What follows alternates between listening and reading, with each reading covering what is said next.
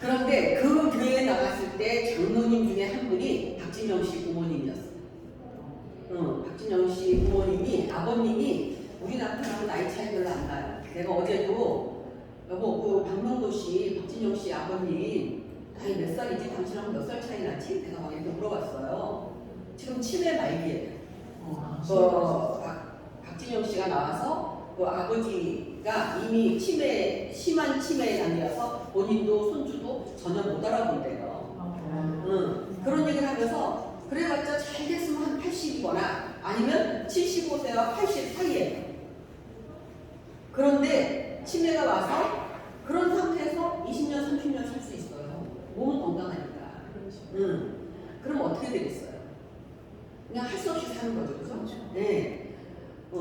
근데 저는 우리 남편이 나보다 두세 살 많을 텐데 이러는 거예요. 근데 우리 남편은 지금 이제 우리 나이로는 75, 만 나이로는 74거든요. 49년생이니까. 보험을 들으려고 검사하잖아요. 혈압, 당뇨 아무것도 없어요. 네. 아무것도 없어요. 완전 깨. 우량체. 그 이유는 뭔지 아세요? 관리를 잘했지. 일단 생활 습관이 좋아요. 그전에는 이제 술, 담배 했지, 젊은 날에. 근데 의사 말을 유치원생처럼 잘 들어요. 모범생이 알아가잖아요. 그러니까 당신은 이게 분필가루 같은 걸로 기관지가 안 좋을 수 있는데 거기서 담배까지 피우면 안 됩니다. 그러니까 그날로 담배를 끊더라고요. 30대 초반에. 담배를 끊고요. 술은 완전히 끊지 못하고 술은 완전히 좀 많이씩 먹을 때도 있었어요. 그렇지만 술은 많이 먹는 것도 나쁘지만 매일 먹는 게 더 나쁘대요. 이 간을 좀 쉬게 해줘야 되는데 뭐 한 잔이든 두 잔이든 쉴 새를 안 주고 계속 먹는 게. 근데 젊은 날에 술을 많이 먹은 사람 있죠. 그런 사람들은 제 아는 사람이 하나 있어요. 윤서연 씨가. 그 술 많이 드신 게 원인이 돼서 이 굉장히 성인병하고 연관돼 있어요. 그래서 우리말에 술에는 장사 없다는 말이 있어요. 근데 내가 말년에 또는 어떤 치명적인 어떤 것을 볼 때는 술이 굉장히 원인이 돼서 그래서 술에는 장사가 없다는 말을 하는구나. 제가 그런 얘기를 하거든요. 근데 이제 우리 남편 같은 경우에 술을 많이 먹을 때 제가 뭐 편지를 쓰고 굉장히 진지하게 얘기를 하던 그런 거 가지고는 잔소리했어요. 저 개인적으로는 제가 굉장히 바쁜 사람이기 때문에 남편한테 잔소리할 시간이 없어. 자식한테도 잔소리할 시간이 없어서 저는 그냥 개인으로 맨날 바빴어요. 그랬는데 자기 몸을 해치는 일을 한다. 그러면 그거는 그냥 넘어가면 안 될 거예요. 그래서 항상 조금 그거에 대해서는 굉장히 전략적으로 말을 하거나 편지를 쓰거나 해야 될 것 같아요. 왜 그걸 하면 안 되는지에 대해서. 그러니까 저는 남편이 나보다 내가 같이 있는 동안에 살아있어주는 게 제일 중요해요. 아이들의 아빠고 나의 배우자로서 남편이 잘났건 뭐 못났건 돈을 많이 벌건 못 벌건 그런 건 다 필요 없고요. 일단 살아있어줘야 돼. 그러려면 어때요? 건강한 생활 습관이 있어야 되거든요. 건강한 생활 습관이 그 사람한테 건강한 노후를 만들어주는 거예요. 그래서 저는 젊은 날부터 그 뭔가 이 생명을 저해하는 행동을 하면 그거에 대해서는 제가 반드시 굉장히 전략적으로 그거를 고치기 위해서 노력한다고 저는 생각해요. 말을 하든 그 상대방이 이거를 이해를 하고 그 나쁜 습관을 고쳐야 되잖아요. 근데 뭐 그런 것뿐인지 몰라도 본인 자체가 어떤 생활 습관이 좋다 보니까요. 나이가 많다고 혈압 당뇨가 있는 건 당연하게 없잖아요. 아니거든요. 결국 내가 먹는 게 뭐냐, 내가 하는 생활 습관이 뭐냐가 굉장히 중요해요. 그런 것들이 30년, 50년 쌓여서 성인병하고 연관되는 거예요. 그래서 모든 성인병은 사실은 생활 습관입니다. 그래서 내가 처음에 우리 공석 사장님이 오셨을 때 굉장히 불안했거든요. 맨날 그게 보여요. 체중도 많이 나가고 교통사고 생기고도 걸음걸이도 불편하고 다리도 일단 자연스럽지 못하잖아요. 그러니까 모든 게 부자연스러운데 진짜 가방에서 뭘 과자를 꺼내. 근데 나는 어떤 과자를 누가 줘서 그거를 얻어와서 이렇게 먹은 거야. 이런 사람한테 내놓는 줄 알았어. 누가 이거 맨날 과자 주는 거야? 이렇게 본인이 산대. 근데 깜짝 놀라 왜 사야? 내가 그랬더니 이거라도 먹고 다녀야 되는 게 중간에 배가 고프면 이제 혈당이 떨어지거나 그러면 당분이 들어가야 되는 거야. 그래서 제일 그걸 끊어야 되는 사람이에요. 당뇨 수치가 있고 지금 체중이 나가고 제가 옛날에 과자를 옆구리에다 끼고 살았거든요. 그럴 때 제가 완전히 여드름 박사였어요. 저 40대 중반에 제 별명이 멍게 팀장이었어요. 그냥 여드름, 작은 여드름이 아니라 왕여드름 있죠. 사우나에 가서 이렇게 화장 지우고 앉아있잖아요. 지나가는 사람이 얼굴이 왜 그래요? 막 큰 무슨 피부병, 옮기는 피부병에 걸린 사람처럼 얼굴이 왜 그래요? 이러는 거예요. 그 정도. 근데 저는 내 얼굴을 안 보니까요. 그런 상태로 살았어요. 근데 그게요, 논이 먹고요. 다림이랑 것처럼 깨끗해진 거 아니에요. 논이. 피부과 가서 깨끗해진 게 아니고요. 피부과 정말 많이 다녔어요. 피부과에 가면은 일단 김을 막, 김이 나오게 해서 얼굴을 김을 막 쬐. 김을 쬐 다음에 바늘로 다 찔러. 그래서 다 터뜨려. 그래서 막 파라선처럼 만들어놔. 얼굴을 막 이렇게 막 말도 못하는 흉악하게 만들어 놓고 2달, 3달 간대요. 저 영업하는 사람이었거든요. 그런 얼굴을 사람들이 못 만나요. 그리고 그 당시에, 지금은 어떤지 모르겠는데 그 당시에, 제가 20년 전 얘기예요. 그 당시에 여드름 의료보험 안 됐어요. 다 돈 많이 내고 다녀야 돼. 그래가지고 엄청 피부과에 다녀봤자 더 막 상하게 만들어 놓고 이거 그럼 얼마큼 다녀야 돼? 그러면 2달일지 6개월일지 모른다는 거야. 났을 때까지 다니는 거야. 그러면요 그냥 그러고 다녔어요. 근데 너무 놀라운 게요. 논이 먹고요. 일주일 만에 부드러워져. 세수를 하면. 저는 이렇게 문질르는 세수를 못했어. 왕여드름 때문에. 근데 부드러워. 한 달 지나면요 얼굴이요. 다림질한 것처럼 깨끗해졌어요. 논이를 얼마나 드셨어요? 논이 그냥 글쎄 한 병을 한 달에 먹었나? 한 달에 뭐 많이 먹어봤자 2병? 그 정도 먹은 거예요. 그 당시에 그 4병이 22만 원인가 그랬어. 아니야 뭐 지금 같은 가격에 비슷한 가격이요. 멜라루카 논이는 아니었고요. 다른 논. 그래서 제가 완전 논이 매니아였어요. 그래서 우리 조카나 결혼식에 만났는데 애들이 여드름 심하잖아요. 언니 지금 얼굴 왜 저래? 그러면 그러지 않아도 얼굴이 막 거북이 딱지 같아. 덕지덕지. 딱지가 안 져가지고. 언니 얼굴, 쟤는 왜 얼굴 왜 저래? 그러면 너무 여드름이 심해서 피부과에 2달 예약해놨대. 저는 그때 고객들한테 선물로 논이를 많이 줬어요. 내가 막 논이 먹고 너무 좋았기 때문에. 그래서 논이를 한 박스를 딱 차에다 옮겨주면서 언니 이거 먹고 좋으면 돈 주고 안 좋으면 돈 주지 마. 이러고 박스를 줬거든요. 우연찮게 한 달 있다가 결혼식에서 또 만났어. 걔는 그때 20대 초반이니까. 걔가 지금 대한항공 다니거든요, 우리 조카. 한 달 있다 만났는데 애가 진짜 그 예쁜 나이잖아. 진짜 다림질한 것처럼 얼굴이 뽀해가지고 완전 깨끗해졌어. 한 달 만에. 그래서 내가 깜짝 놀라서 한 달 만에. 혜인이 얼굴 저렇게 됐어? 내가 이러니까 우리 언니가 뭐랬는 줄 알아요? 야 오가 그거 2배가 아니라 10배를 줘도 안 돼. 제가 절대로 건강식품 같은 거 안 먹는데 논이는 열심히 먹는다 이래요. 그러니까 우리가 왜 이 얘기를 하느냐, 식품이 병원에서 안 되는 거를 해결하는 경우가 너무 많아요. 이거는 지금 하나의 사례인데 제가 이걸 가지고 사례를 말하라고 하면 여러분들은 꼼짝 못하고 지금 한 10박 11일을 들어야 돼. 내가 지쳐서 떨어져 나갈 때까지 들어야 돼. 그 정도로 많아요. 그 정도. 그러니까 병원에 가서 정말 안 되는 거요. 논의로 이렇게 했죠. 저 기침, 허파가 뒤집어진 다 기침했거든요. 결국 식품으로 고쳤어요. 내가 영양 관리를 잘 하게 해야 되고요. 내 몸 안에 염증이 없도록 해야 되고. 그런 것들이 기본이거든요. 제가 왜 이 얘기를 하냐. 우리가 박진영 씨가 이번에 강시혁 씨와 같이 유키즈 온도블럭에 나와서 얘기를 하는데 박진영 씨가 자기 아버지가 치매 이제 발기래. 그래가지고 전혀 본인도 못 알아보고 손주들도 못 알아보는 상황이라고 그러더라고요. 그래서 우리는 이제 그거를 아니까 나이가 한 90대인가? 이렇게 보니까 아니야. 자리야 80대 초반이거나 아니면 70대 후반이에요. 근데 이미 70대 중반 몇 년 전에 됐거든요. 벌써. 그러니까 70대 중반에 치매가 와가지고 근데 치매는 그냥 지금 내 상태가 나빠진 거지 몸은 건강한 거잖아요. 그런 상태에서 10년, 20년 사신다니까. 문제는 그게 아프면서 오래 산다는 게 굉장히 지금 우리가 문제잖아요. 그래서 저는 멜라루카를 만난 게 굉장히 행운이라고 말하는 게 멜라루카로 건강식품, 음식을 우리가 내 몸에 필요한 영양소를 잘 공급을 해줘야 되는데 우리가 식단에서 이미 그 영양소를 공급하기가 어려운 시대예요.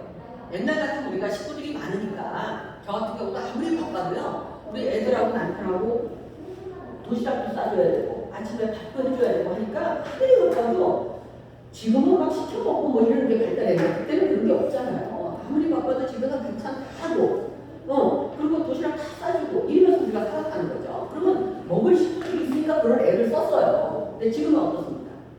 지금은요. 그때보다 건강이 더 좋아. 그렇지만 혼자 아니면 둘이 먹으니까요. 그렇게 옛날에 애들 키울 때처럼 안 하게 돼요. 안 하게 되니까 집에 그 먹는 게 부실해. 그냥 대충 한 끼 띄우는데 저는 나와서 일하는 줄 알았는데 우리 남편 같은 경우에 이거 언제부터 하게 되게 안쓰러워요. 그래서 제가 빨리 최대한으로 빨리 경제적으로 정리를 한 다음에 이런 역할을 해도 나중에 올릴 수 있을지는 모르겠는데 이게 저희 막 이게 시끄러워 중독이라가지고 우리도 말고 좀 설명하지 말라고요. 가서는 됐어요. 우리도 정도로 많이 하는데 우리도 떡하고 잘 다. 아니 우리 많이 안 하잖아. 그게 아니라 열심히 있는 데 가서 거기서 마스크 쓰더니까 마이크를 뭔가 썼잖아. 사실은 여기서 우리끼리 얘기할 때는 마이크 쓸 필요는 없어요. 네.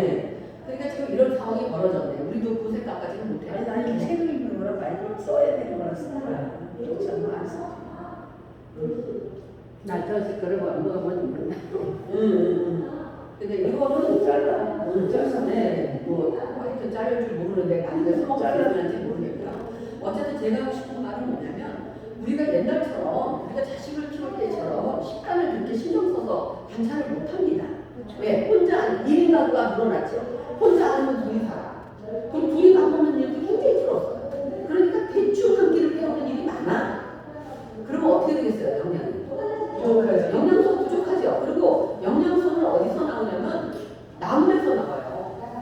과일하고 야채에서 나와요. 고기는 단백질과 지방이에요. 우리가 몸에 필요한 영양소는 식물에서 나오는 거야. 식물 영양소. 우리 비타민 22가지 다 식물에서 뽑은 거예요. 고기에서 뽑은 거 아닙니다. 지방에서 뽑은 거 아니에요. 그러니까 에너지는 탄수화물이고 지방이고 그렇지만 우리 몸에 필요한 영양소는 나물이나 야채 또는 과일 여기서 뽑는 건데 과일을 많이 먹고 가당으로 지방으로 바뀌어요. 조성지방으로.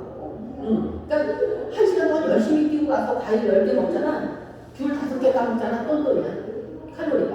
그러니까 열심히 하고 칼로리 조절 안 하면 꽝이에요. 그러는 것처럼 우리가 우리 일상생활에서 굉장히 그런 부분들이 중요해졌는데 식단에서 영양소 관리하기는 어려워졌다는 거예요. 그러면 어떻게 해야 돼요? 믿을 수 있는 식품 속에서 영양소를 섭취해야 되죠. 그게 이제 모든 회사들이 다 자기가 좋다고 하는데 멜라노 같은 경우는 일단 가격이 너무 착하고 흡수력이 좋아서 기가 막히게 좋은 거예요. 이번에 오늘 이제 임명을 선택하느라고 우리 문영래 팀들이 있는데 그 문영래 팀들은 유사다라는 걸 한 3년 동안 먹은 거예요. 한 사람당 50만 원씩 엄청 멀어서 이것도 먹어야 되고 이것도 먹어야 되고 이것도 먹어야 되고 한 5가지를 고르면 한 50만 원씩을 먹었다는 거야. 3년 동안. 우리 사람들이 반년에 54,000원이야. 네. 근데 우리 거는 어때요? 15회. 우리 거는 5가지, 6가지를 간단하게 봉투로 먹는데 112,200,000원이잖아요. 그러니까 뭐라고 말하냐면 그 6가지를 골라서 먹으려면 5, 60만 원인데요. 여기 오니까 가격이 5분의 1로 줄었어요. 그러니까 너무 부담이 없다는 거예요. 근데 먹어보니까 효과까지 좋고 믿음이 가는 거예요. 그러면 소개를 해요, 안 해요? 하죠. 예. 그러니까 멜라노카가 내가 이번에 우리가 여행도 걸어줬고 내가 승급도 해야 되고 하니까 내 어떤 목적을 가지고 소개하는 게 아니라요. 정말 좋으니까 소개하는 거야, 이 시스템은.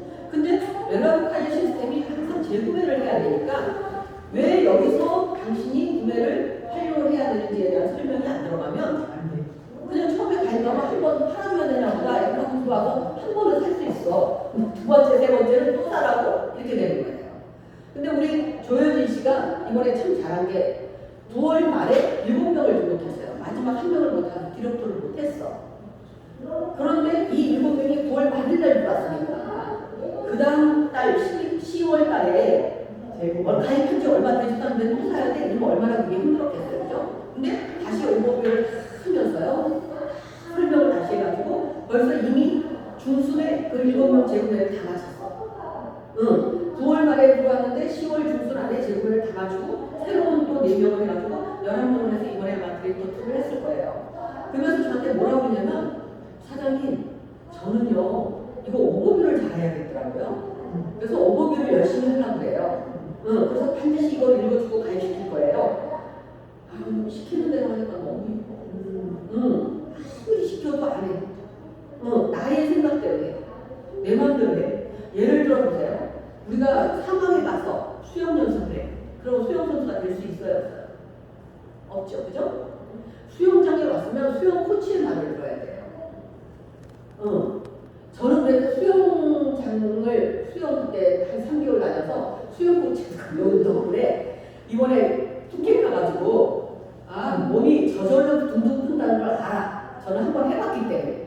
뭐 더군다나 뭘 끼고 들어갔으니까 당연히 그냥 편하게 누우면 몸이 떠. 근데 우리 남편은 그런 경우 교육을 안 받았기 때문에 무조건 빠진다고 생각해. 그러니까 아무리 편안하게 믿고 맡기라고 해도 안 믿겨. 그럼 물 잔뜩 먹고 놀래가지고 튀어나왔어. 네, 맞아. 그 수영 코치의 말을 듣는 게 중요하다는 거예요. 저는 그때 그 말을 듣고 해보니까 내가 혹시 배가 난파돼서 바다 한가운데에 빠져도 나는 어떻게 하면 우리 몸이 푼다는 걸 알아요. 저체온증이나 이런 걸로는 극복을 못하겠지만 내가 물에 빠져서 죽지는 않을 자신은 있어. 왜? 물에 뜨는 법을 배웠기 때문에. 그냥 몸이 이게 편안하게 믿고 맡기면 뜨게 돼 있어. 바닷물은 짜기 때문에 더 잘 떠. 근데 그걸 안 믿으니까요. 안 믿으니까 못해요. 그러는 것처럼 멜라루카에 왔으면 멜라루카에서 시작은 누구나 할 수 있어요.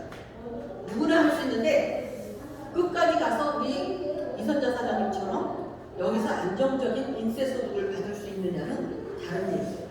아까 중요한 얘기 했어요. 꾸준한 내 천재성을 믿어야 되고 꾸준함이 결국은 잘하는 거죠. 한때 누구나 잘할 수 있어요. 한때. 못해도 돼요. 뒤로 밀려나도 되고요. 그때 다시 또 공부하고 재충전하고 저도 그런 날들 통해서 앞으로 가고 있는 거거든요. 늘 잘 되진 않았어요. 코로나 때문에 강제로 못할 때도 있어. 바로 그런 공부를 해야겠죠. 제가 왜 이런 얘기를 하냐면 그 방시혁 씨하고 박진영 씨가 나와서 무슨 얘기를 하냐면요. 제가 이제 오늘 그 단체톡에다 올렸죠. 이 사람들이 한 20년 전? 이게 20년 전인가? 초창기 때 15년 전, 20년 전 이럴 때 미국 진출을 하겠다고요. 곡을 만들어가지고 우리 한국에서만 곡을 할 게 아니라 이 곡을 미국에 가서 팔아보자 해가지고 미국에 가면 박진영, 방시혁 알아요 몰라요? 그때는 한국도 박진영은 뭐 스타였으니까 알지만 방시혁 씨는 뒤에서 이렇게 그 곡 만들어주는 프로듀서이기 때문에 몰라요. 모르는데 그 박진영이 그 탁월한 관찰력이 방시혁 씨의 그 곡을 만드는 그거를 잘 발굴해가지고 직원으로 뽑은 거야. 그 당시에 처음 회사에 직원 2명이었대. 하나는 회계사고 하나는 이 곡 다듬어주는 역할을 하는 사람. 프로듀서. 근데 방시혁 씨 직원 하나를 뽑은 거예요. 그래가지고 둘이서 미국을 가서 곡을 팔아보겠다. 미국을 가서 근데 그 당시에 돈도 없어가지고 남의 집에 방앗간을 얻어서 살았대. 그럼 둘이서 살면서 뭐 저기 이 빨래도 하고 그래야 되는데 이 박진영이가 양말을 그냥 놓으면 되는데 그걸 꼭 둘이 묶어가지고 뭉쳐서 놓으면 다시 그걸 이렇게 풀어서 팔아야 되잖아. 그러니까 방시혁 씨가 지금의 세계적인 거장이 된 방시혁 씨가 빨래를 한 거야. 그러니까 이걸 좀 똑바로 해놔라. 이렇게 묶어놓지 말고 이걸 몇 번을 말을 했대. 그랬는데도 말을 안 들어가서 어느 날 폭발을 한 거야. 방시혁 씨가. 그래가지고 나 더 이상은 여기서 못 듣겠다 이러면서 대판 싸우고 한국으로 가버렸어. 근데 박진영 씨가 그게 그렇게 화가 날 일이야? 이렇게 된 거야. 화가 나는 건 이해를 하겠는데 몇 번 주의를 줬는데도 방시혁 씨는 잘못하는 거에 대해서 용서하지 않아요. 굉장히 할 수 있는데 게으르게 하는 것도 자기는 화가 난대요. 서울대생 중에 가장 성공한 사람으로서 서울대 졸업식에 축사를 하는데 그거 언젠가 제가 올릴 거예요. 자기는 자기의 성장의 모토는요 불만에서 시작했다는 거예요. 왜 할 수 있는데 안 해? 왜 더 잘할 수 있는데 못해? 자기는 자기 자신한테도 항상 그리고 왜 대충 넘어가? 좋은 게 좋은 거지. 이런 걸 절대로 용납을 못하겠다는 거예요. 그렇게 하면서 이 사람이 오늘날에 그 방탄소년단을 만들어내는 엄청난 그러면서 그 박진영 씨 밑에서 작곡에 대한 굉장히 많은 걸 배웠다는 거예요. 그러면 서로 이 두 사람한테는 서로 있잖아요. 박진영 씨는 방시혁 씨 때문에 어마어마하게 그 당시에 큰 프로덕션으로 성장할 수 있었고 좋은 노래를 만들 수 있었어요. 근데 방시혁 씨는요, 더 잘난 방시혁 씨는 그 모든 걸 박진영 씨한테 배웠다는 거예요. 그러고 방시혁 씨가 어느 날 나는 이제 독립해도 될 것 같아요. 독립할 거예요. 그러면은 방시혁 씨한테 막 맡겨서 모든 걸 했는데 네가 나를 배신하고 나가? 이렇게 말하는 게 보통의 이론이라는 거예요. 근데 박진영 씨는 좋은 생각했어. 너가 나갈 때 돈이 필요하다면 내가 다 대줄게. 이렇게 하면서 나가서 잘할 수 있도록 도와준 거야. 그러니까 박진영 씨는요, 비가 나갈 때도 남들이 볼 때는 시커멓게 키워놔서 월드스타로 키워놓으니까